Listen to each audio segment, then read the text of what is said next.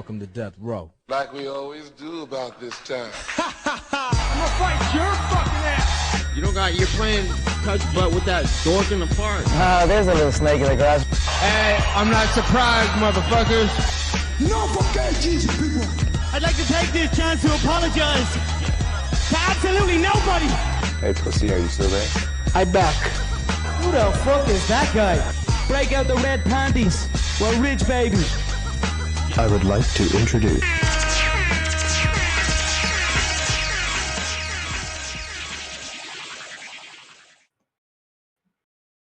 Welcome to the MMA for Money Show, episode 62. This, the election night edition. I'm just kidding. We're not going to get into politics at all. This is your breakaway, other than the fact that we are proud Americans and you're seeing all the American flag paraphernalia if you're watching this live, but we are not going to go into it at all because you know what? This is your escape from the craziness of the world. There may be fire all around you, but right here, cool as a cucumber. In this show, we will review UFC Vegas 12, Hall versus Silva, as sad as that ending was, and preview UFC Vegas 13, Santos versus Teixeira. I am Bob Boss, your favorite garbage man at MMA State of Mind on Twitter.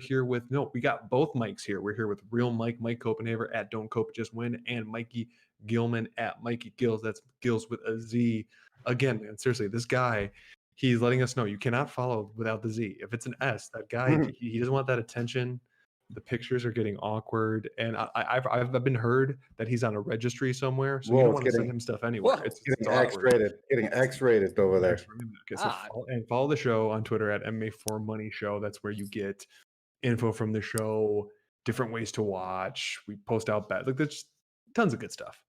Real Mike, it's been a while since you were here at the beginning, so I haven't been able to ask you this in a while. So I'm just going to ask you, how you been doing? How you doing, man? Man, I've been doing good, working my ass off in Hollywood, and then I got sick for about a week straight, so just finally got some rest, and then go back to working and building. So doing great, stoked to be here on Election Day. Obviously, we love America, love our USA flag, so that's why we're supporting it, and just stoked to be here to talk about some fights. Mike Gills, how's life in your red, white, and blue tinted glasses? You know, it's pretty good over here. Been doing the most American things I can think of, drinking the Great American beer right here, and eating Halloween candy. Doesn't get owned by a French company. Oh, why you gotta be like that? Sorry, it says it on the can, man.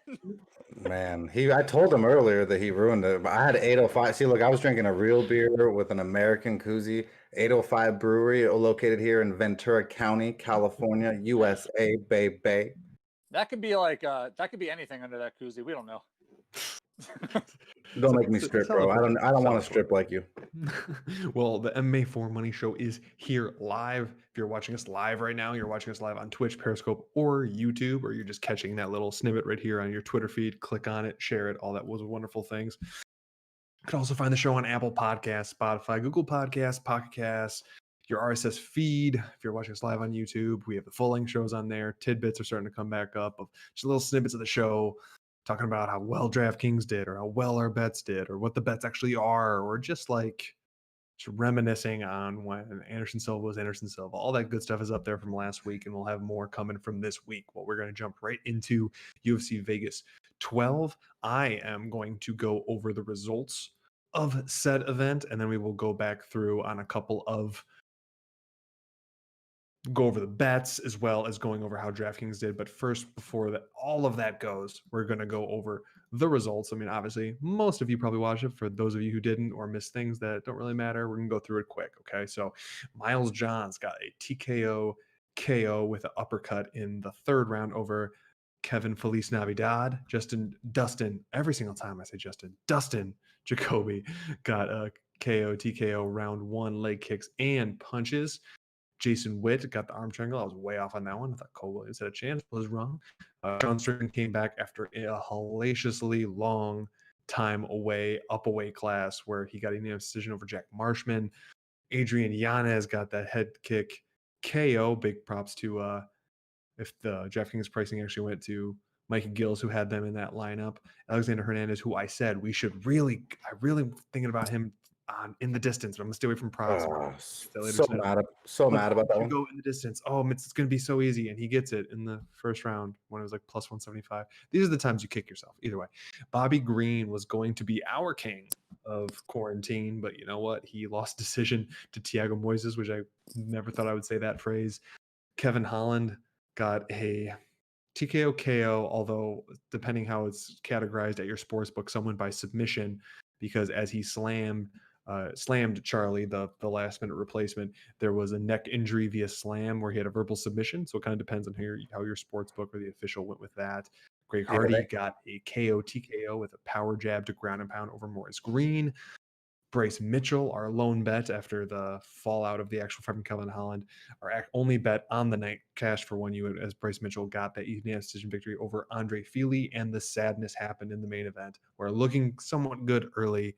Anderson Silva got knocked out by Uriah Hall, and there was crying, and there was weeping, and there was much gnashing of teeth, and now we're all sadder for it.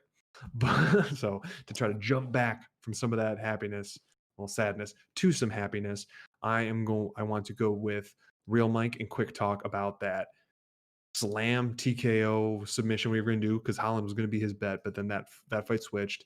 I want to hear his opinion on the Bryce Mitchell finish, and then after Real Mike talks, I want to hear the full DraftKings breakdown from Mikey Gills. So just go ahead, boys, have at it. Yeah, man. The slammed Kevin Holland. I actually bet him by submission, so I was fucking screaming, stoked at the possibility that it was going to be possible verbal tap, and that's what I heard. I heard him pretty much tapping verbally, so that is a submission. There is no verbal TKO tap, I don't believe. So I believe that's what it was. I'm glad it was that, because I put 2 units on that and I won that point. I won 9 of them. So thank you, Kevin Holland, for the sub. But that dude Charlie, whatever his name was, that motherfucker came in with some heat and some kicks, and he was not playing around.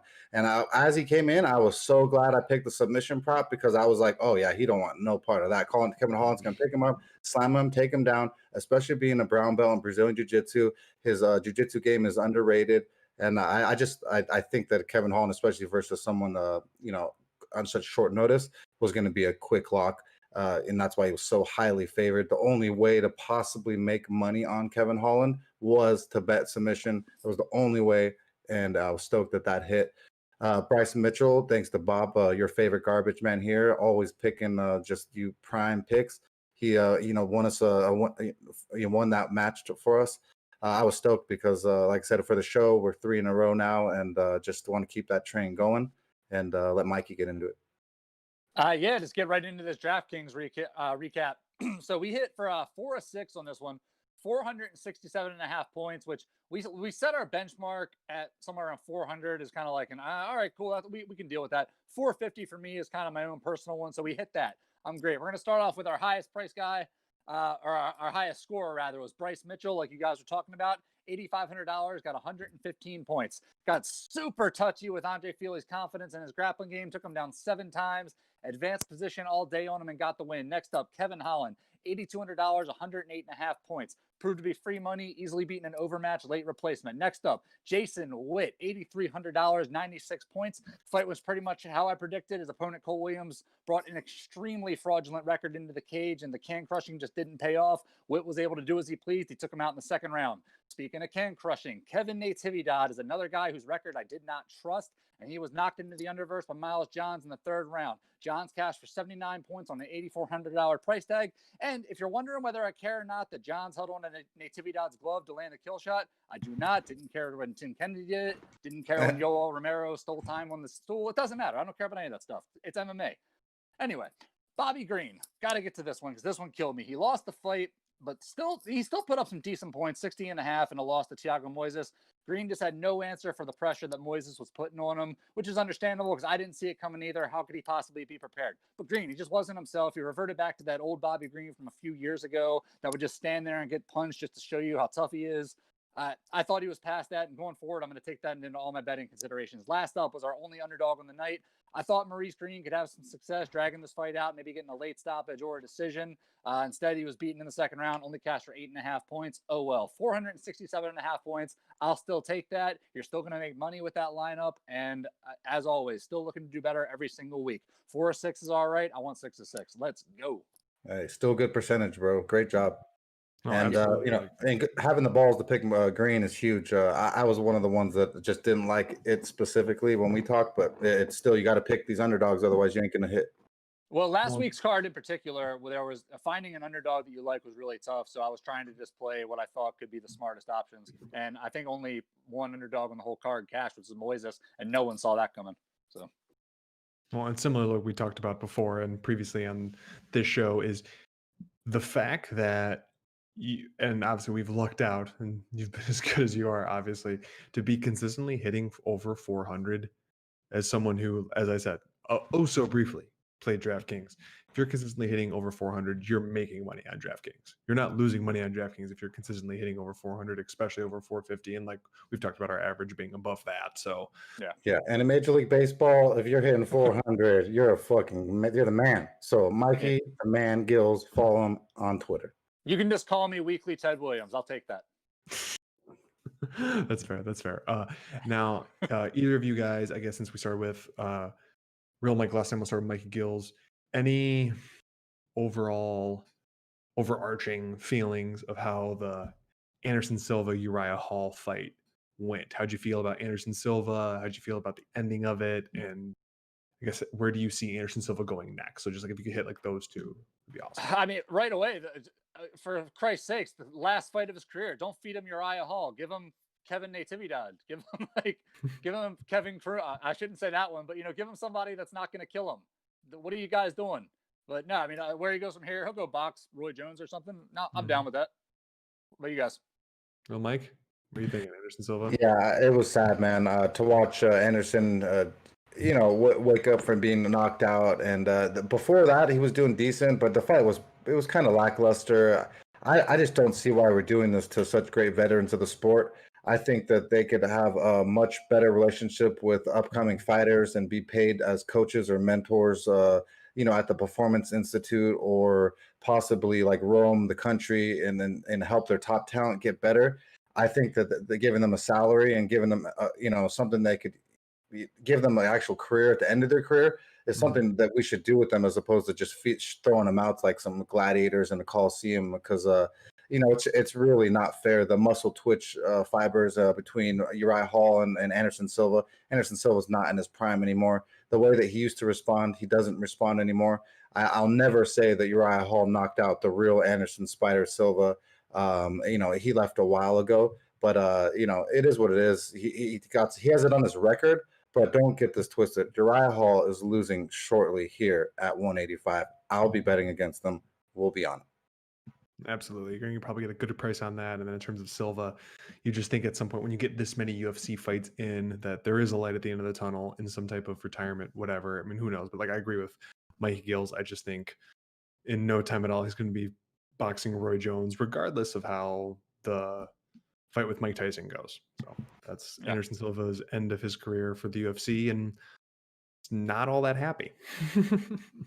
Yeah, and we should have we need a vote off here for whose hat's better for the USA contest, between me, Mike, the real Mike Copenaver, versus Mikey Gills. He's got the O's hat over there. It's very biased. It's very favoring one part of the country, basically favoring one spot. Then you got your boy over here representing America, Dire Straits, MTV. You're I wearing think the MTV style one, that's more favoring millennials right there. Well, MTV killed music. I mean, I'm not going to support that. Whoa, bro!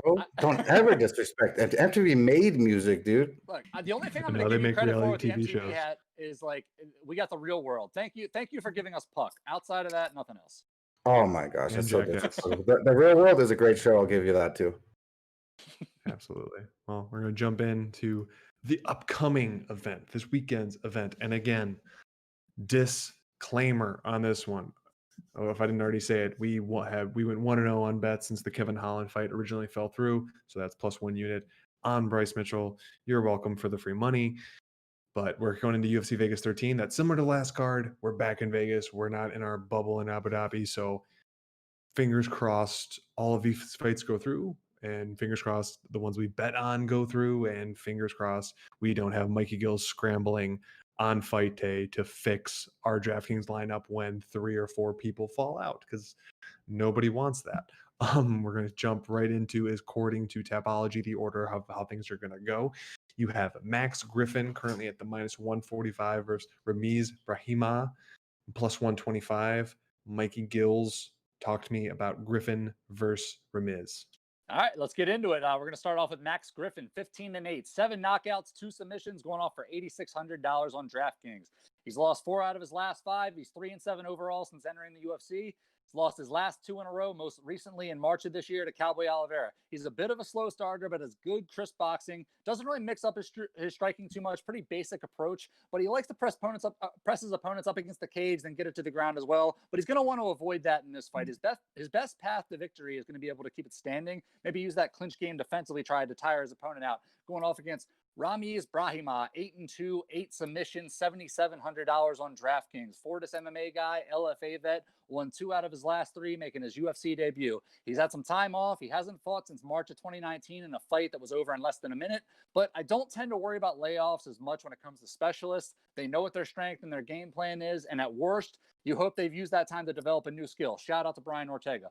Stylistically, he's an all or nothing grappler. He uses his striking to get in there, and he'll drag you to the ground, immediately work for a sub once he gets there. And right off the bat, not wasting any time. First fight of the night, I'm going underdog, and I'm taking Brahima on this fight. I think he's too aggressive of a grappler for Max Griffin, who's shown that he can be dominated on the mat before. I don't think he can fight off Ramiz once they get to the ground, and I expect to finish here. For $7,700, I think this is the best value play on a card for a guy who finishes every single opponent that he beats. Real Mike. Max Griffin, I know that you have a deep-seated anger towards this man, so I'm assuming you like Mikey Gill's pick here, but what's your thoughts on this fight? Yeah, Max Griffin, the only thing that I think that is just a little bit sharper than Brahimov is his striking. But Brahimov, he's got his path to victory is he takes motherfuckers down, he submits them, and he ground and pounds people. That's what he wants to do all day. The only thing that I'm worried about with Brahimov is, like I said, he shoots in for a takedown so fast, very much like Khabib.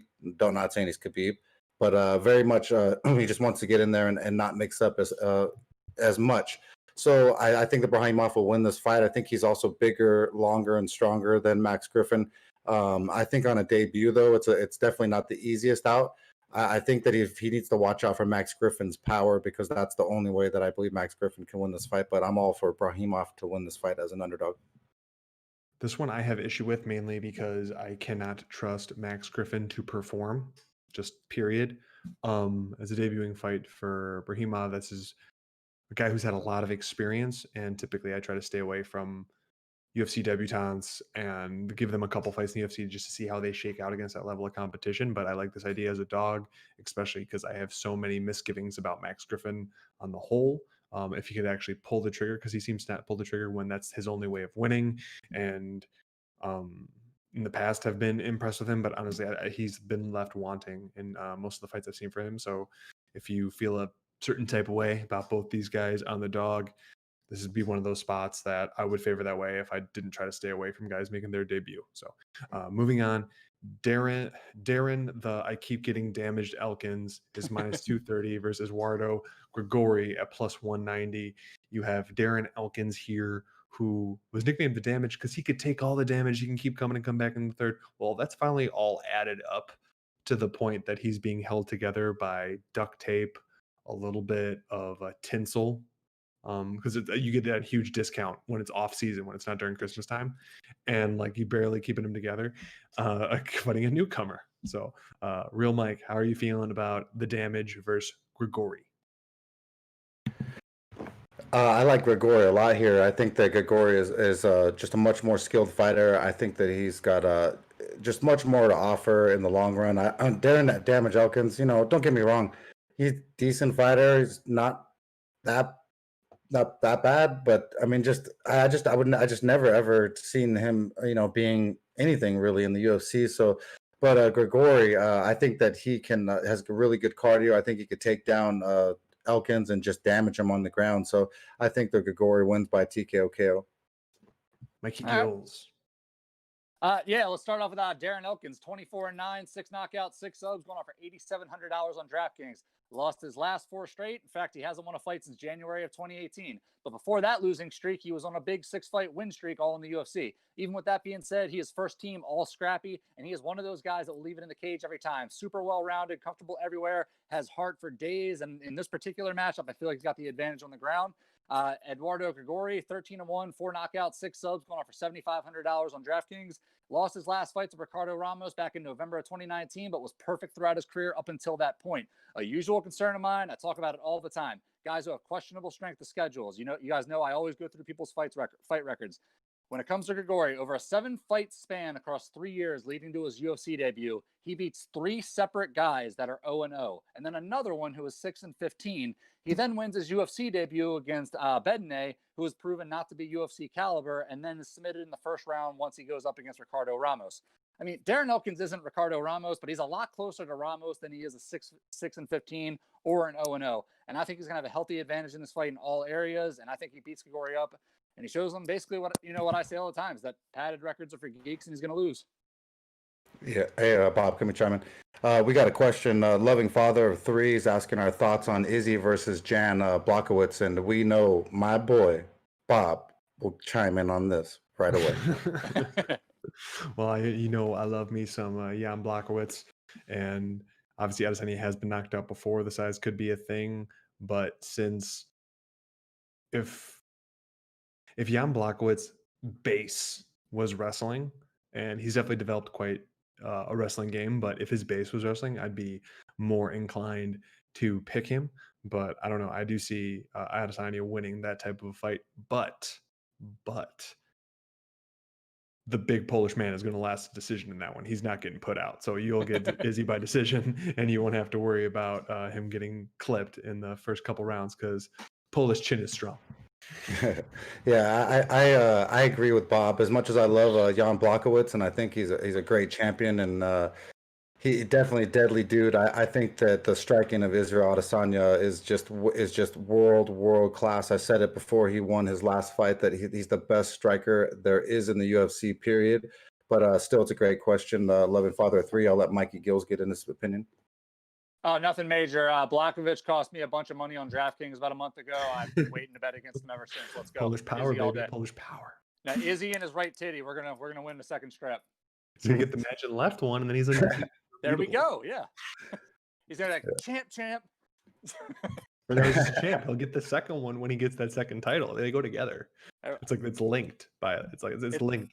Like give me a good price. No, it's like marketing. You don't. He'll be a right, beat by the end. Sorry, Bob. Oh, no worries, totally fine. Obviously, I kind of played my cards out a little bit with the intro with the Elkins versus Grigori one. Elkins is starting to fall off the cliff. Could he possibly pull this one off? Yes, but he's never been a particularly fast featherweight, and he's even slower now. He's lumbering. He doesn't know how to move his head. He likes to take shots. It's like he has some wrestling there, but like he doesn't have like a blast. Like, he doesn't have a good first step. He doesn't have a good blast double or anything like that. He will get you down just from sheer attrition, but like I don't even think he has the capability anymore. So I don't know. Plus 190 is kind of juicy there, and I might want to lean towards that. That's not an official pick, but it just turns like a pick in this fight. I'd probably go Grigori because I do think Elkins is about to go off a cliff in a major way. Now we're going to talk about the future. Let's go. UFC heavyweight champion of the world, Mr. King Kong.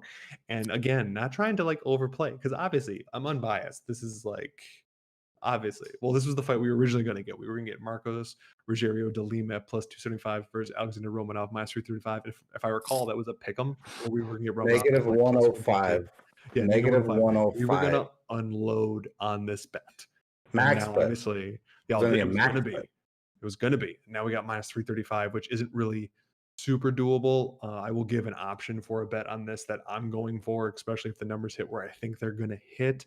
But Mikey Gills, de Lima versus your favorite Russian human being. I get excited every time I hear his name. Since the first time I watched this guy's highlight reel, I was like, "Oh, that's my new favorite fighter right there." And then he comes out in his last fight and he does exactly what his highlight reel looks like. Just there's nothing better that you can ask for. God, he's 12-0. Alexander Romanov, 12-0, 4 knockouts, 8 submissions, going for $9,000. We don't really need to say a whole lot about it because I think this fight's pretty simple for most people.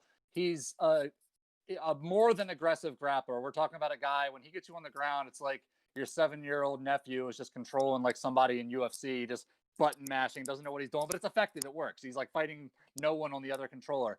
He's going to have no problem at all fighting against DeLima, who's looked it up. He's been submitted 4 times inside the UFC already. And this for a guy who's supposedly supposed to be pretty good on the ground.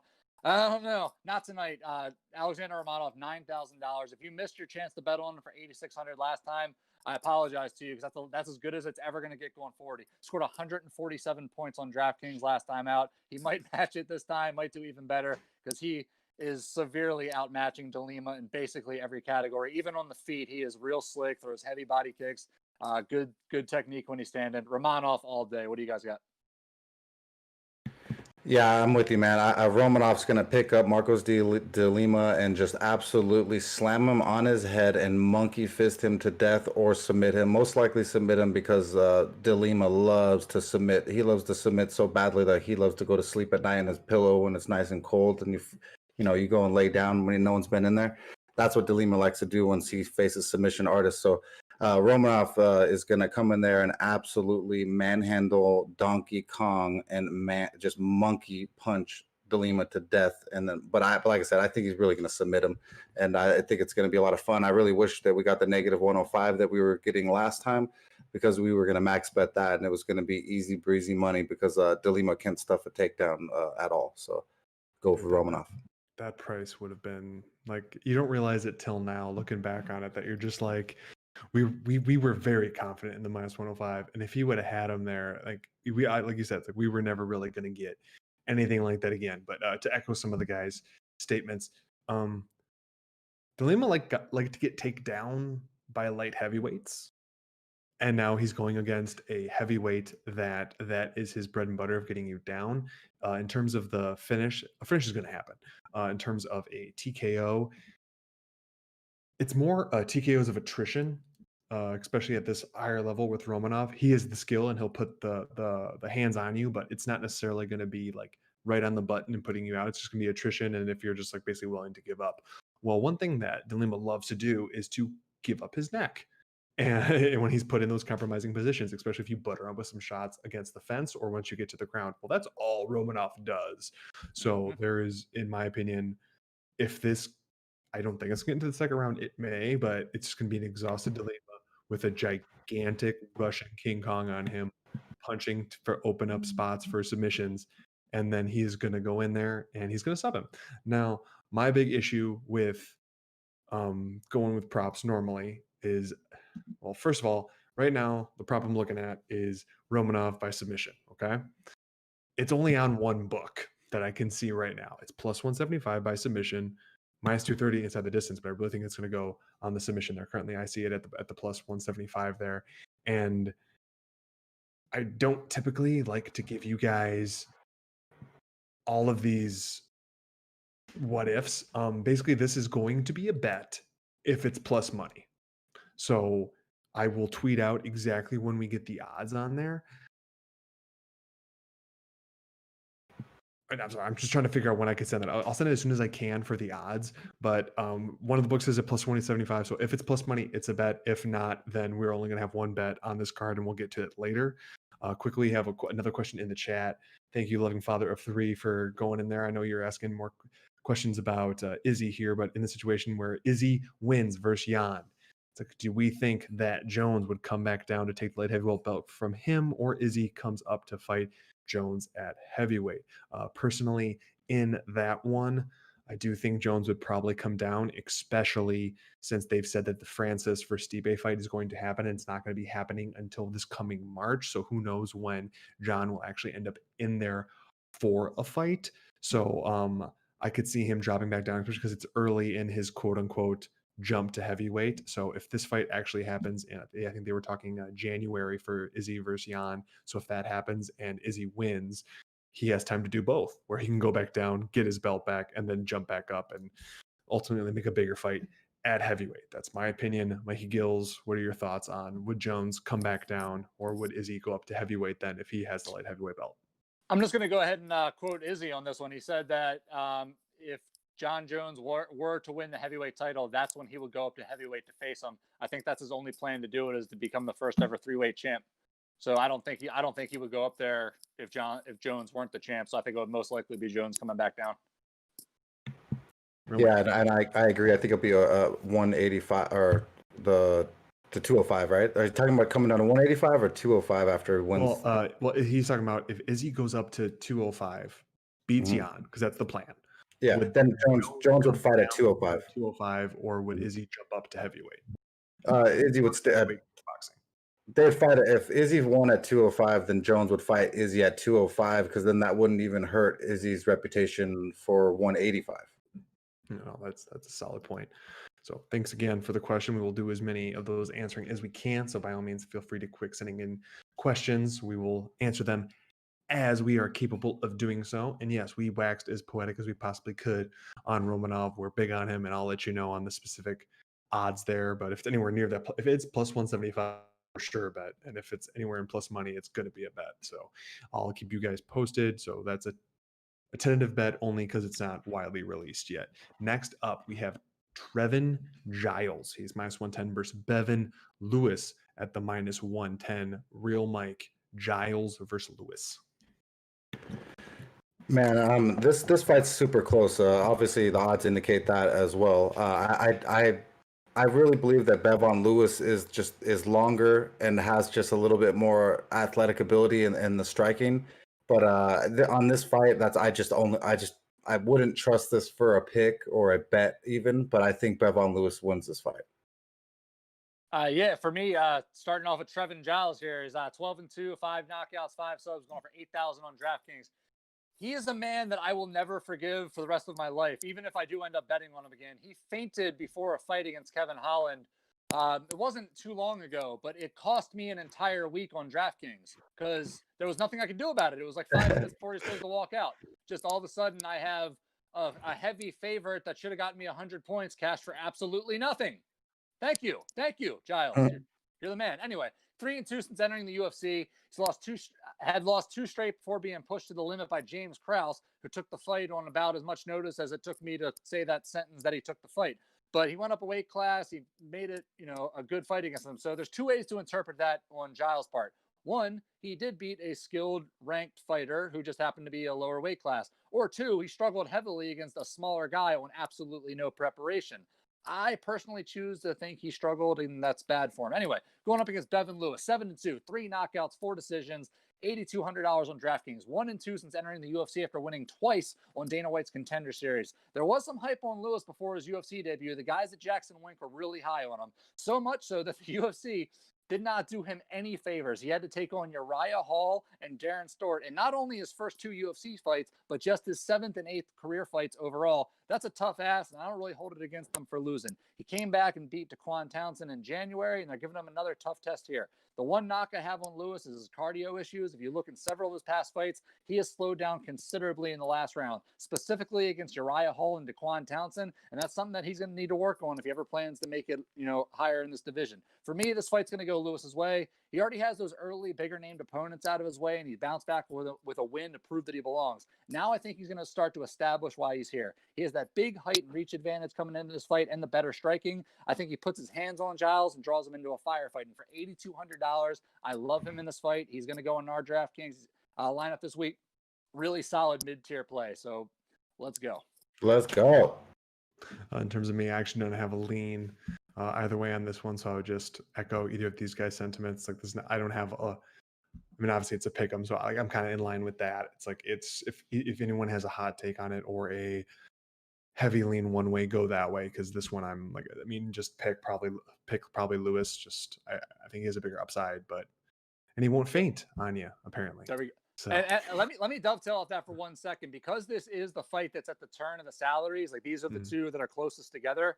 if you wanted to just put a card together and just to hedge your bets a little bit, I mean, you could throw the Giles pick on there and keep all your other picks just as like a safety net. Make less of them if you don't feel like he's going to win, but just something that could help balance out your scores if it doesn't go, his way, or if it doesn't go Lewis's way. It could just help you save a little cash. But just an idea. Absolutely, that's a solid point. Next up, we have Giga Chikadze minus 485. If you'll notice, a lot of these fights that we're going to start going over, including previous ones we've gone over, we have some pretty ridiculous favorites and huge dogs. So I guess if you got some leans on some dogs, you can make some money. Chikadze, the minus 485 versus Jamae Simons plus 385. See, now that Mikey Gills ended with it, now I'm a little turned around. Mikey Gills, I'm pretty sure it's your turn to go first. Yeah, that's cool. Chikadze versus Simmons. Yeah, just starting off, this booking is mean. That's kind of what I was thinking, but oh god, Giga Chikadze, 11-2, 6 knockouts, 1 sub, $9,300 on DraftKings. Coming off a great performance just a couple of weeks ago against Omar Morales, improved his UFC record to 4-0. And if this is the version of Chikadze that we're going to see going forward, I personally am going to start reevaluating my opinion of him. Like, I've always had that opinion that he's, a good striker, but just doesn't show his potential. But if he keeps doing what he did to Morales, here we go. I mean, he brings in a skill set which is dangerous for any opponent. He's a high-level striker, a ton of pro kickboxing experience, and he can bait lesser strikers into putting themselves into bad positions and that leave them open for counters. He's also going to have a 7-inch height advantage in this fight, probably the sizable reach advantage as well. I couldn't find an actual listing for Simmons' reach. But again, let's get right to Jamie Simmons. I believe he's called the Afro Samurai, if I remember correctly. Oh, 6-2, 3 knockouts, 1 sub, going off for $6,900, making his UFC debut. Won two of his last 3, last fighting in December. He's another guy with questionable opponents. Not that I really think it matters, but his first 5 opponents were 9-17. His last 5 opponents, rather. And stylistically, just a wrestle boxer. He has an amateur wrestling background, collegiate. He was a really good high school wrestler.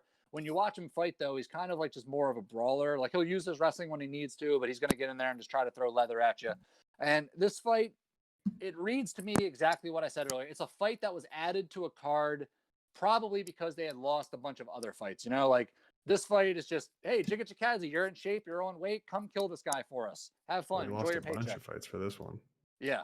So, I mean, that's how I see it. I think Giga Chikadze at $9,300. I think there's other guys at the higher end that can score you some points, but I think Giga Chikadze is going to finish this guy, and it's going to be pretty brutal when it happens. Real Mike. Yeah, this fight matchup reminds me a lot of my brother's beginning of his pro career when we would go down to Tijuana, Mexico, and they would just feed guys to just absolute savages like my brother, Edward Radcliffe, 9mm, Wade Ship, big, huge heavyweight. That's where I met Jason Herzog, Herb Dean, everyone. Well, these are the type of fights that remind me of where you just, hey, we got a savage and we got a nobody. We need a filler fight. We need someone to die. We need, like I said, this is the Coliseum. We need gladiators. We need people to fill. And so Giga Chikadze, I think that he's going to win this fight just quite easily. I think if he comes the way he did last time, he's just going to absolutely devastate this young kid. And it's like I said, really not fair. But this is fighting. This ain't fair. My pick is the guy that sounds like you're beatboxing when you say his name. Moving on. God, that's all I need to say. I'm sorry. I think he's the superior striker. I think at absolute worst, he's going to be able to dance around, staying away from any shots and just piling up volume on Simmons at absolute worst. So it's walking away. It makes perfect. Like he's actually deserves to be these odds. Like, this is not an underdog I would even remotely take a shot on. I don't see Simmons having a chance. And terrible nickname, by the way. Next up, plus 115. The multiple-time title challenger against Zaynan Yan at minus 135. Change things up. I'll even give my breakdown in this one first, just to keep you guys guessing. So my breakdown of this one is this simple. Gadea back in the day would just absolutely smother this girl, and it would be a clear 30-27 or 30-26 type fight. She has fallen off quite a bit, similar to Elkins, but not quite as bad. Obviously, her chin isn't quite there, but she still has a majority of the skill. The issue here is this is going to be a close fight. Gadea has reverted to the stereotypical 115-pound top 15 female fighter where all of the fights are super close. They're split decisions or 29-28 unanimous, but maybe not. It's like she's falling into that category where she's just doing the same 10 things over and over again, and she doesn't have the gas for 3 rounds anymore. So she's a dog here. I'd like to pick her, but you know what? I can't, because this is going to be a crazy close fight. I mean, I'll pick her in terms of a pick, but this was originally going to be a bet. I just realized it's just going to be so close of a fight. It's going to be a nail biter. And honestly, I don't need that kind of drama in my life. It's just not a thing that I need. So I'm going to go ahead and move on from there. Real Mike, Gadea, Jan. Yeah, this is a fight where if I just knew Claudia Gadelha was going to stop fucking around and trying to see if her hair is pretty or if she's got a 6-pack or if she fucking Instagram pictures look good. Dude, she doesn't need to see if she has 6-pack. It's just there. Yeah. She has that sweet sweat. That's what I'm saying. Get the fuck off Instagram. You don't need to show it then. If she wanted to absolutely wrestle this bitch to the ground and woman handle her, she could do that. And she should win this fight. Well, almost 9 times out of 10, someone with better wrestling versus the other. Well, I was going to say American versus an Asian wrestler, but Claudia Gadelha is an American. But she's Brazilian, and she's been over here fighting in America, and she's been learning a lot of American wrestling throughout her whole career. So she, to me, has American wrestling. She's been here, and she's been well-versed. I don't see this fight not hitting the ground. It has to hit the ground at some fucking point. And if Jan, I don't know how good her jiu-jitsu is. I don't know how slick Claudia is going to be. But if the veteran Claudia Gadelha gets her down and has the game plan to absolutely wrestle this entire match, then Claudia Gadelha has a path to victory to wrestle and possibly get a submission from the less experienced wrestler in Jan. But if this fight does not get to the ground, Jan's fucking her up bad. All right, so just quick to answer your question about Jan's jiu-jitsu. I'm not sure either. I can tell you that of her 12 career wins, none of them are by submission.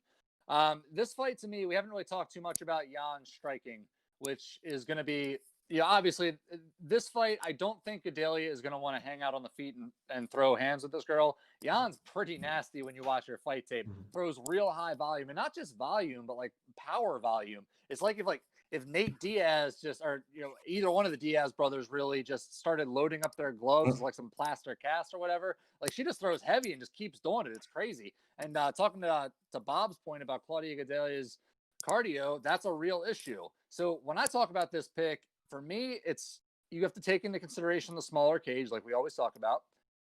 If Gadelha can just get her to the cage and get her down and just eke out 2 rounds, I don't care if she's going to gas out in the third. I just need those 2 rounds, just enough that so she doesn't get massacred in the third. And I don't think she will. I think she's good enough to not get killed.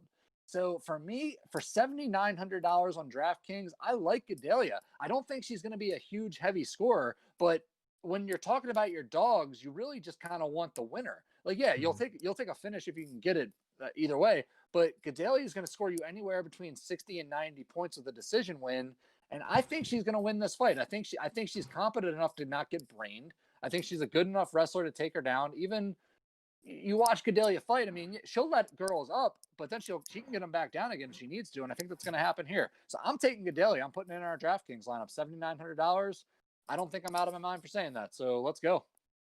Did you go already, Bob? Yeah, I kind of just. Yeah.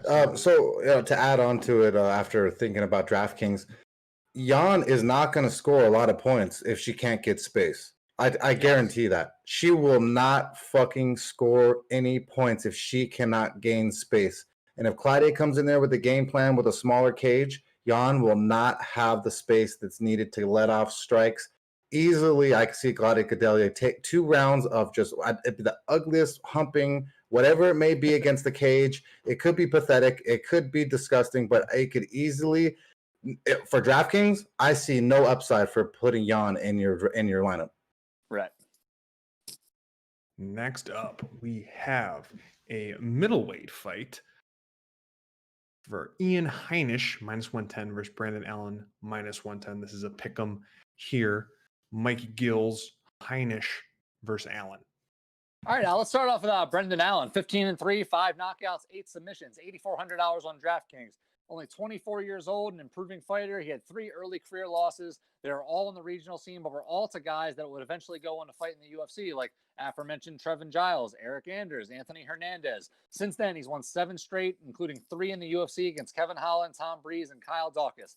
This guy impresses me. A very aggressive grappler, beats you up on the feet from top position, or beats you up from top position when he gets you down, hunts for subs. He's the type of guy that you want in your DraftKings lineup. He's a finisher who's going to be busy and go after you. Ian Heinisch on the other side, 14-3, 5 knockouts, 2 subs, going for $7,800.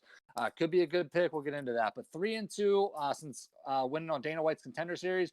Dropped 2 straight against Derek Brunson and Omari Akhmedov before getting back on track against Gerald Meerschaert back in June of this year. This fight kind of stylistically is like an iron versus iron fight in my mind. It's just a matter of who can implement their game plan the best.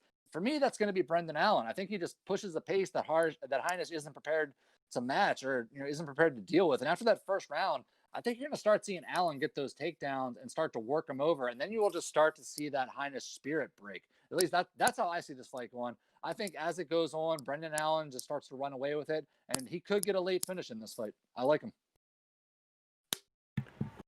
Yeah, baby, this is my pick for the for this week. I like Brendan Allen a lot. He's a Brazilian Jiu-Jitsu brown or a black belt now. Even his ground game is absolutely deadly. Ian Heinisch is a lot smaller. I believe Ian Heinisch's stats. He's a 5'9", 5'10". Brendan Allen is over 6'1", I believe. And when Anthony Smith was interviewing him after Brendan Allen's post-fight interview, he could not believe the size of Brendan Allen when he was standing next to a 205er in Anthony Smith. So I'm telling you, this Brendan Allen kid is not just good. He's fucking big, dude. He is Bob big. He is a big, big boy. He's been fighting for a long time, and he's been training a long time. His jiu-jitsu game is absolutely sick, and he hunts, like Mikey Gill said, for a finish always, whether it's for ground and pound or it's for the sub. Ian Heinisch, great fight. I bet on him multiple times. I like him too because he reminded me a lot of my brother, War Machine. Really a brute strength, more or less just natural ability, but definitely not going to be the upper echelon of the sport because his striking just isn't there, and he's just not big enough for the divisions that he's in. I think that Brendan Allen, like I've said many times, if you roll jiu-jitsu and you have a guy that's longer than you, and he outranks you in jiu-jitsu, you're going to be in a real bad day. And I mean a real bad fucking day. And I'm not talking about 1 inch or 2 inches. He's got over 3 inches of length and reach on his legs, and if not more. Once he takes Ian Heinisch's back, I see a real bad day. I'm going to be putting down Bob, did you approve the 2x2? Yeah. That's so I'm going to be putting 2.2 units to win 2 units on Brendan Allen to just absolutely show you some well-rounded mixed martial arts from a 24-year-old lad who's just absolutely amazing, man. I'm telling you, go back and find his post-fight interview when Anthony Lionheart Smith was interviewing him. He is a big, big boy. Ian Heinisch is just not big enough for this division, so I believe this is a great spot to bet. In terms of my side on here, just little points of order, just to have you guys have the exact things. Mike was super close. Ian Heinisch is 5'11" with a 72-inch reach. Brandon Allen is 6'2" with a 77-inch reach. But no, he's not Bob big. I'm 2 inches taller. He is 1 inch on reach. 1 inch on reach. I was close. And sorry, Ian, for the 5'9", bro. The 5'11" is a big jump. I know how that feels. I'm 5'10", so I fucking disrespected you, putting you in short man's land. Yeah, I wonder if he texts his friends like video or pictures of him working out at 2:30. That's a total Bob. It's true. Dude, Bob's a savage. Are you working out now? You not working out now? No, I'm with both these guys in a major way. I really like Allen here. I was actually very surprised when Real Mike sent me this as possibly one of his picks. He texted it to me, and the odds that he just texted to me, and the odds, and I was like, that's the odds, really? I hadn't checked the odds yet. I figured he'd be at least minus 150 here. I've heard some people say this is a super close fight, and they're not sure how anyone could pick between the two. I'm like, to me, it's fairly glaring that it's on the Allen side. I think we're very fortunate to get the minus 110. I think it's just because he is so young, and they're just not seeing the future that this kid has. Go ahead, Real Mike.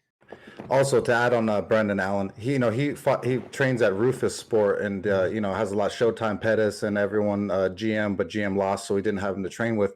He traveled down south of Florida and went to Henry Hooft. He's training with Gilbert Burns, training with a lot of world class athletes down there. So he's at a whole new camp, got a whole new thing going. And I just really, Brendan Allen has just got everything in his favor. I believe the odds are a gift.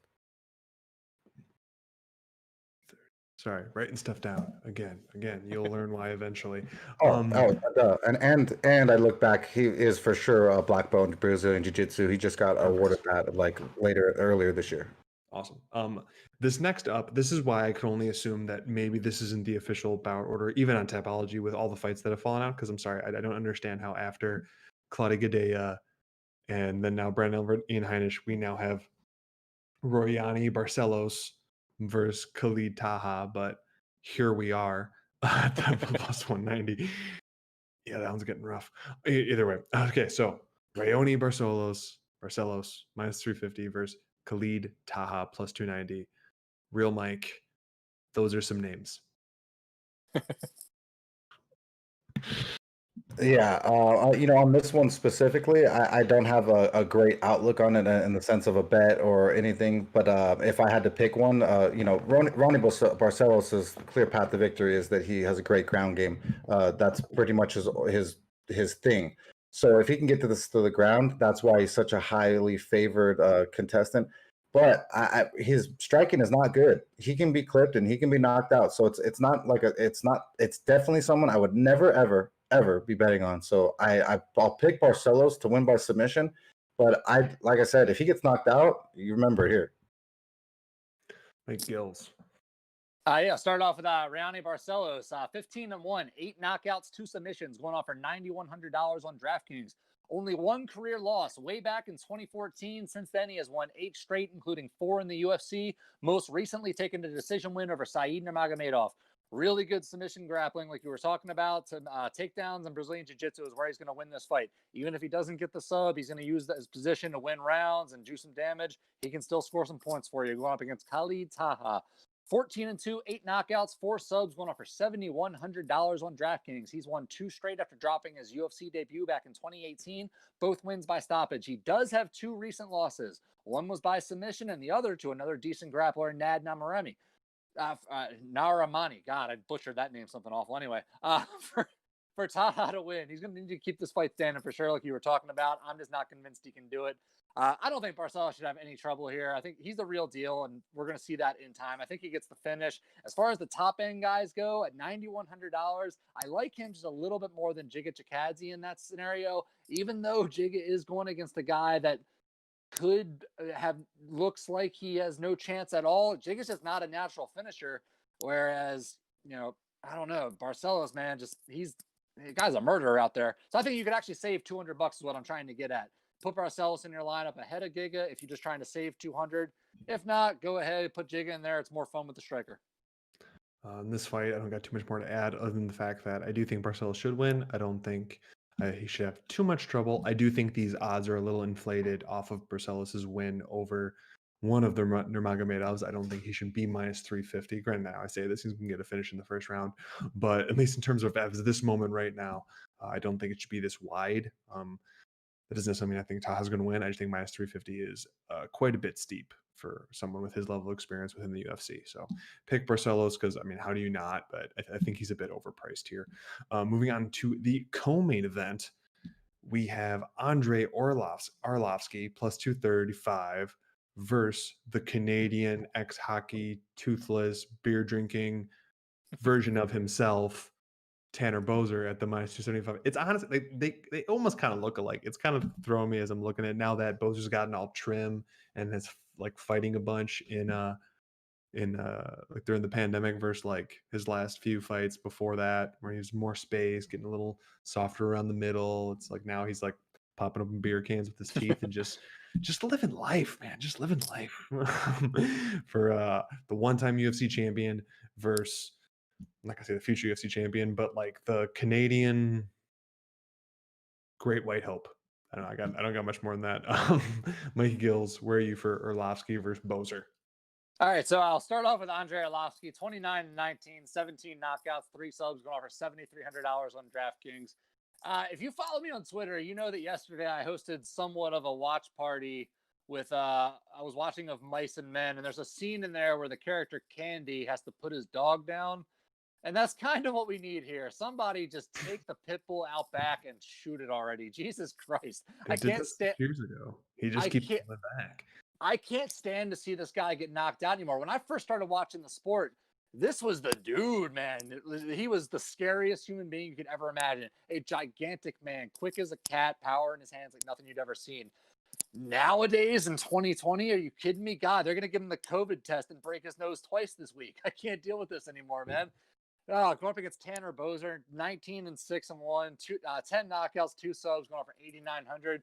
You guys are saying he kind of resembles more of like an Andre Arlovsky now as they meet in the middle. I would say he looks more like Roy Nelson on the Subway diet, if I had to say anything myself. Ooh, anyway. I like that. He's going off for $8,900 on DraftKings. He's won 3 of his last 4 since entering the UFC, including his last 2 in a row over Philippe Lins and Rafael Pessoa, both by knockout. He did lose to Cyril Gane, which is very excusable. That guy's awesome. He's a smaller heavyweight, faster than you'd expect. Just by looking at him, he does not look that athletic, but man, he can get in there. He slides in and out, throws really good leg kicks, and the setup his punches, kind of like almost like a Justin Gaethje level type thing. He's not the same kind of fighter, but as far as his leg kicks, the punch combinations go, it's kind of similar in that regard. At this point, it's almost impossible to bet on Andre Arlovsky in 2020, and I just won't be doing it here. Boser's slick enough to avoid Arlovsky's boxing, and I just don't think Arlovsky has the chin anymore to deal with being cracked over a 3-round fight against somebody like Boser. So again, going up Boser, $8,900. I fully expect to finish. If you want to go on DraftKings for that, heavyweights finish more often than any other weight class. So by all means, heavyweight Tanner Boser, $8,900. Let's go. Yeah, the next 2 fights are just sad, man. Andre Arlovsky, great former champion, great dude, brought us a lot of fights, known for what he had decent boxing back in the day. But Tanner Boser's footwork and his agility and his just muscle fibers and fast twitch, everything is just so much faster than Andre Arlovsky. He's going to be in for a bad day. I just see Boser winning this by TKO KO quite easily. With you on that one. I've been very impressed with Tanner Boser, and I kind of wrote him off versus Cyril Gane, but he's proven that he belongs at heavyweight and just doesn't belong at heavyweight. Like, I think he's very clearly a top 15, top 10 heavyweight. And what does any top 15 to top 10 heavyweight do? Beat Andre Arlovsky. So here's his chance to beat Andre Arlovsky. He's the entry point into top 10, top 15. I would need to recheck the rankings to give you whether it's top 10 or top 15, but off the top of my head, I'm gonna say top 10. Sure, why not? I do think he's gonna get the finish. He has just enough speed in those punches to connect on Andre Arlovsky. And although Andre Arlovsky has been able to show an improved chin, it's not an improved chin. He's just learned to be more defensive, and he backs up a lot more. He doesn't just go straight into things anymore. But given some of the combinations that I know Boser can throw in, like what Mikey Gills was talking about, I do think he could throw in like a leg kick to have Andre Arlovsky either check it or lean in and then get a hook or a jab just thrown directly down the pipe and putting him on his back, and then Boser just going completely Donkey Kong on his head until they call it. And I hope that's it after that. And again, this is another one of those ones where it's like, I really like Tanner Boser here. Oh wait, he's almost a minus 300 favorite. So we're not going to give those out to you guys. So unless you have a very particular person that you want to parlay him with, that's on your own personal thing. We very rarely, if ever, give out parlays. In the top of my head, I actually don't think we ever have. Maybe one in like the entire history of the show, just because you feel like an absolute loser if you win the first one easy and then lose a greasy decision in the second one. So we're going to move on to the main event of the evening. This is an odd fight, and well, because it was like it's the third time it's been made and it still hasn't happened yet. But Thiago Santos is minus 240 versus Glover Teixeira plus 200. Real Mike, the close to being light heavyweight champion, not really, versus the never close to being but has competed for light heavyweight champion Glover Teixeira. Yeah, Thiago Santos, I think we forgot because he's been away for so long, with that leg injury. He had a devastating recovery. He's been working so hard to get back. But this fucking dude's leg kicks are no joke. Remember, he was the guy that smashed Anthony Lionheart Smith before they all got fired up on him. So Thiago Santos is going to come in here and absolutely murder the old lion and Glover Teixeira. The leg kicks that Santos is going to throw, the power, the agility, the fast twitch muscle fibers that I was talking about, everything. This is another moment, like I said, just sad. Thiago Santos is way too good, way too young, just devastating, man. The way he kicks is just unreal, and he moves so well. So I just got Thiago Santos by devastation. Move straight over to me on this one. Yep. Yeah, cool. No, let's start off with Glover Teixeira, 31-7, 17 knockouts, 9 subs, going off for $7,400 on DraftKings. Has won his last 4 straight, 3 by stoppage. Most recently committing a Rob Zombie horror level beating of Anthony Smith that I still have nightmares about. Like, my God, Anthony Smith was picking up his teeth off the mat and handing him. The referee put his teeth in his pocket. Like, what are we talking about? How did Anthony Smith's corner not just stop that fight? They should all be brought up on charges. Anyway, it's not the point. Glover Teixeira is like arguably the best version of a tough guy. Like, he's 40-something years old, still winning fights, still giving people fights. Like, he just won't go away. He's like the bizarro world version of Andrei Arlovsky, where like instead of taking life-altering beatings, he's still giving them. I don't know. It's weird. Just won't go away. Going off against Thiago Santos, 21-7, 15 knockouts, 1 sub, $8,800 on DraftKings. First fight back over a year since the John Jones fight, like the knee injury that you were talking about. Knockout artist, very solid stand-up game, great leg kicks, makes much better decisions with his hands than he does with chest tattoos. Besides the point, we don't need to talk about that. In this fight, I really do. I don't like it for Glover. You know, he was eventually able to wear down Anthony Smith, but people forget that in the beginning of that fight, Smith was doing pretty well against him until he eventually just got tired and then took 10 years off of his life. I just think this is a fight where Glover's going to get pieced up early, and he's not ever going to have a chance to implement his game plan. His legs are going to get chewed up. His chin's going to get chewed up. And in my mind, I do foresee somewhat of an Alexander Gustafsson, 3 uppercuts in a row, just spamming them, something like that. Puts them away, end of the night. Thiago Santos is your winner. I just want to talk a little bit about this knee injury that we're kind of brushing to the side. just brushing to the side. Well, it's a huge fucking thing. Like he had a leg injury, he had a knee injury. No. Let me give this a full breakdown. So the dude fights against John Jones. He hurts his knee, still finishes the fight. So an MRI after the fact. Okay. So this was his knee. He tore his ACL, MCL, PCL, and the meniscus all in his left knee. He did not have a knee. He was basically like tremendous quad muscle to tremendous calf muscles. And that was the only reason it stayed together, was just the sheer size of the dude's leg muscles. It was literally the only reason. It was basically dangling there. I don't know how the dude was walking, but he was able to pull it off. He hasn't fought in over a year. Then when he's finally getting close to fighting, he gets COVID.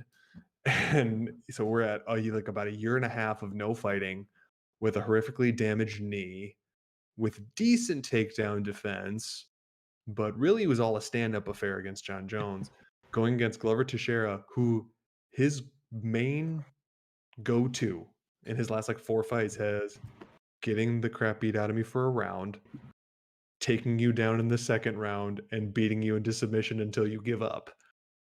I know that Thiago Santos can absolutely put out Glover Teixeira. I'm very much aware. But there is no way that Thiago Santos is feeling that good on that leg that he's throwing with that much power at the start. And he may even rock Glover. He may even put Glover down on his butt. But somehow, half-conscious, Glover Teixeira will eventually get Thiago Santos down. And it's going to be a weird fight. And he might get the finish. If this was not a main event, this would be my bet on the card, mainly because at plus 200 for Glover Teixeira, who has done this exact thing versus contenders for the last like 3 years, I see it happening, especially this being the first fight back after such a long time off with the knee. I'm going to bet this personally. This is not a pick on the show because main event, and we have a bad luck betting main events, so I'm not even going to do it. We don't like main events. We don't like main events, right? Main events don't go well for us. If we do bet them on the show. After a main event. Look, we bet a main event, we lose. Then we don't bet it anymore. 3-0. 3-0. If you go back to any fucking loss, I almost guarantee you it was a fucking main event. I would say guarantee it. quarter of our losses are main events, which Yeah. doesn't sound like a lot, but when you Yeah. can anywhere from occasionally one, but usually 2 to 3 bets per card this is our 60-second show in this new format. That's a lot of bets for all of your losses being ones that you've given in main events pretty much. So that's why this is not an official bet for this. This is my own guilty pleasure so that if he does win, I could say, hey, see ya. And if he does lose, then I get to be like, see, that's why we don't bet main events. Yeah, and Mikey Gills and I are about devastation. Thiago Santos gonna absolutely murder Glover Teixeira's legs, murder Third him. round submission. Period. Third round submission. We will be back to argue next week. If Deal. Santos wins this fight, I am drawing a Thor hammer on my chest, and that's how we're doing the show next week. I'm putting it out there right now. If he wins, what if Glover Teixeira submits him at the end of the second or beginning of the third round? Well, I was there for the John Jones fight versus Glover, so one of you guys can just break my elbow or something. Like, He'll like twist it behind you and just be like, Yeah. this is how we fight now. Yeah. Good. And obviously I'm totally for getting absolute crap next week, or I'm absolutely for sitting here like I'm the smartest man alive, which I mean I do anyway, but that's okay. No, Glover has a great chance to land to do something, but I mean it's if Santos comes with the way I know he can, he should win. Oh no, if Santos did not completely destroy his knee, and if he has not been off for over a year like he has been and has been shown to be able to be taken down, like I remember when, although he ended up, now I can't remember the result of that fight. I remember for at least part of the fight, God, what's his name? Was that the guy with the long, pretty boy that you hate? What's it? Elias Theodoro. I remember Elias Theodoro being able to take Thiago Santos down. And, fucking hair boy. Yeah, he was able to put him up against the cage and take him down at spots. Glover, if he can do it, Glover Teixeira can for sure do it. Yeah, up a weight class. That sounds terrible. I take everything back. They're wrong. If he wins, it's going to be he was getting his butt kicked for like 6 minutes of the entire fight, and then he like unconscious gets a takedown or like grabs a knee and just starts twisting, and that's just how it goes. Similar to like pretty much most of his wins over the last, pretty much since he lost to Gustafsson, but. Either way, so Mikey Gills, I know we're going back and forth on this last one, but Mikey Gills, if you please, your DraftKings lineup for UFC Vegas 13. Yeah, let's go. Again, to recap, we're coming off a 486.5-point week, so I'm looking to not only match that, but I'm looking to improve it. And to do that, we're going to start off with the point master himself, Alexander Romanov, going for $9,000. And I really hope you listened to us last time about this guy, because mid-8,000s was the cheapest price you're ever going to see on this dude. Nothing has changed for this fight except his price tag. He's going to ragdoll De Lima for as long as he wants until he gets the finish. Romanov is just a different type of dude. Go ahead and get on the train now, because he is going places in this division. Next up, Thiago Santos. Bob, do not get mad at me. $8,800. I am not scared of the knee injury. Not scared, Bob. I'm not scared of Glover's veteran Sevi either. Fully expect Santos to bring the fight. I'm just saying. Dude, Look, he's been training in his own personal garage at his own personal gym with his own little boys for the last like decade. He's been primed for this. He's ready for this. Fair enough. Anyway, whereas ATT is falling apart. Everyone's leaving ATT. They're no longer there. Who's Thiago Santos even training with? It doesn't matter. He's training with his new knee. That's all that matters. He's got how many ligaments did he blow? 4. He's got 4 new friends. That's how every ligament that's in your knee he tore. All right. Regardless, I'm picking him anyway. I'm so glad I don't have him as a bet, because I don't have to hear it. That's true. Moving on to Brendan Allen. You guys are you guys mad at me now? Brendan Allen? No, not at all. Not me. I wasn't mad at all, bro. All right. Yeah, it's just another guy who makes it rain points when he fights. I expect Allen to dominate on the mat in this fight. Between the takedowns, transitions, strikes on the ground, and maybe even the finish, I expect Allen to cash out like the pit boss is owing to his card counting scheme. Let's go. $8,400. Next up, Yvonne Lewis, $8,200. I rewatched that fight against Uriah Hall, and he looked really good on the feet for the first 2 rounds before he got caught late when he was slowing down. The talent is there. It's just a matter of him making Giles fight his fight, which I think he can do. If he wins, I'm thinking that's a knockout, and I'll take those points all day. Next up, Claudia Gadelha, $7,900. We just went over it. This fight is just all about who can implement their game plan, and I truly believe that Claudia Gadelha can do it. And like what Real Mike was saying earlier, Jan, if you're thinking about picking her, remember the opponent that she's fighting. It's somebody who's going to take away that volume that she has, and it's one of the reasons I'm going with Cordelia. Again, $7,900. She's also a high floor play, which I like. She's a very active fighter. A couple of takedowns, they start adding up. Did you say foreplay with Claudia? Did I say that? I felt like it was smooth, No, right? Brian Ortega says that, but that's. I swore you said. I swore something about Claudia and Gadelia and foreplay, but I'll sorry, I'm disgusting. Look, it's a possibility. We'll run the tape back. I'm gonna check it as soon as we get out to do these timestamps. Anyway, Ramiz Brahimov is our last guy. $7,700. Simple pick here. I don't think this price is at all realistic. I understand it because he's a lesser known fighter at less experience, but he's an aggressive submission machine. I am picking this dude to win the fight outright, and if he wins, it's going to be by submission. He's a big cash underdog, and I expect big things out of him. Again, $7,700. Just to recap this entire DraftKings lineup: Alexander Romanov, Thiago Santos, Brendan Allen, Pavon Lewis, Claudia Gadelia, and Ramiz Brahimov. Let's go. Let's 7 go. million points. Let's go. Sorry, again with writing stuff down, you don't even understand how like oddly satisfying it is when something ends right on a minute mark. It's just like it gets you like these weird happy feels that I never knew I would ever experience before. But right there, boom, right on the 10, right on the 10. I'll explain that to you in the DMs, people. Well, just if it was a week ago, we could have made it land on 11-11, and it would have been good luck for that lineup. We go for that lineup. Next time we're gonna shoot for the 11. Next time we'll shoot for the 11. Well, you know what? We will be back next week to preview UFC Vegas 14. Yes, we're still in Vegas. Yes, they need other names. Makhachev versus RDA. Now, before I get to the final outro, since I'm here with two proud Americans in general, any final thoughts before we bid adieu until next week, Real Mike? No, I just love and appreciate all you out there listening, taking your time to listen to us while there's an election going on, Joe Rogan live podcast going on. I know a lot of options. So we appreciate you guys listening in. We are one of the first podcasts that puts out bets, puts out a show. So stoked to be one. Hope to have you as listeners and come back each and every week. Not too much for me, except for the fact that regardless of what you're looking at right now, I do plan on renouncing my American citizenship as soon as Romanov wins his next fight. I will be Moldovan the next time we do a show. Let's go. Fine. Good night to all. You and Roy Jones Jr. can just be Russian citizens. Perfect. I guess the only thing for me before I go into the outro is just we're not making this anything political. Just no matter what happens tonight, don't start burning stuff down. That's just not cool. So I think that's probably everything we could all agree on.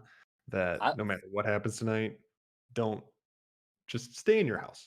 I live on the outskirts of a city that was burned down a couple of years ago. So I'm way too close to the action. I can't deal with this right now. Yeah, don't do that. Yeah, that's not good. Either way, well, don't forget to subscribe to us on your platform of choice: Apple Podcasts, Spotify, Google Podcasts, Overcast Podcasts, RSS feed. And before I even get to the other subscribe part, I'm going to get to that in a second.